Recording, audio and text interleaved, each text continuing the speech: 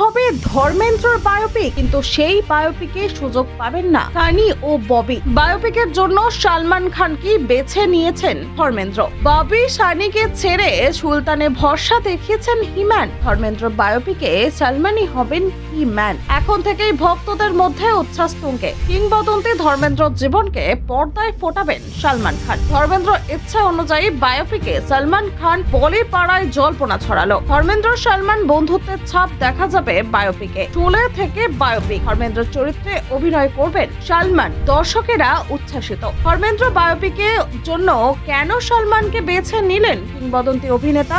নেপথ্যে লুকিয়ে কি অন্য কারণ? দেখুন, ধর্মেন্দ্র প্রয়াণের পর থেকেই বলিপাড়ায় শুরু হয়ে গিয়েছে তার বায়োপিক নিয়ে নানা আলোচনা। হিম্যান জীবনের এবং চলচ্চিত্র জীবনের নানান দিককে পর্দায় ফুটিয়ে তোলার জন্য ভক্তরা মুখিয়ে আছে। বছরের পর বছর আগে ধর্মেন্দ্র নিজেই জানিয়েছিলেন যে তিনি একটি আত্মজীবনী লিখেছেন এবং সেই সময় থেকেই বায়োপিকের সম্ভাবনা নিয়ে বলিপাড়ায় কানাঘুষো শোনা যাচ্ছিল। ধর্মেন্দ্রর জীবন ছিল বলিউডের ইতিহাসে অনন্য।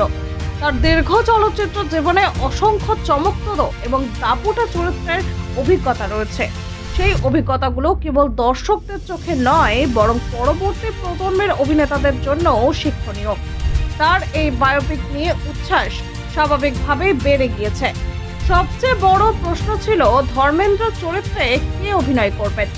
সাধারণত বায়োপিকে নিকটজন বা পরিবারের সদস্যের নাম আলোচনায় আসে, কিন্তু ধর্মেন্দ্র নিজেই স্পষ্ট করে দিয়েছেন যে তার চরিত্রে অভিনয়ের দায়িত্ব তিনি শুধুমাত্র সালমান খানকেই দিতে চেয়েছেন। সালমান খানের সঙ্গে ধর্মেন্দ্রর সম্পর্ক ছিল এক বিশেষ বন্ধুত্বের। এই বন্ধুত্ব শুধুমাত্র প্রোডাকশন বা কাজের মধ্যে সীমাবদ্ধ ছিল না। ব্যক্তিগত জীবনের নানান মুহূর্তে সালমান ধর্মেন্দ্রকে সান্ত্বনা দিয়েছেন। এমনকি মুম্বাইয়ের ব্রিজ ক্যান্ডি হাসপাতালে ভর্তি থাকাকালীনও মধ্যরাতে সালমান ধর্মেন্দ্রর কাছে ছুটে গিয়েছিলেন।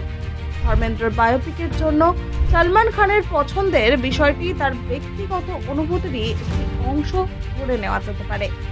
হিম্যান 2015 সালে সাক্ষাৎকারে স্পষ্টভাবে জানিয়েছিলেন যে শুধু সালমানই তার চরিত্রটিকে যথাযথভাবে ফুটিয়ে তুলতে সক্ষম হবে।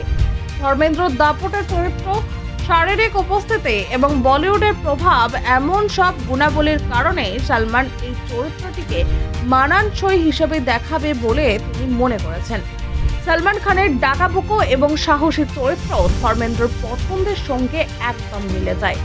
যেমন ধর্মেন্দ্র নিজেও মুম্বাইয়ের অপরাধ জগতের বিভিন্ন ডনাদের সঙ্গে ফিল্মের সময় কাজ করার অভিজ্ঞতা পোষণ করেছিলেন, ঠিক তেমন ভাবেই সালমান সাহসিকতার পরিচয় দিয়েছেন।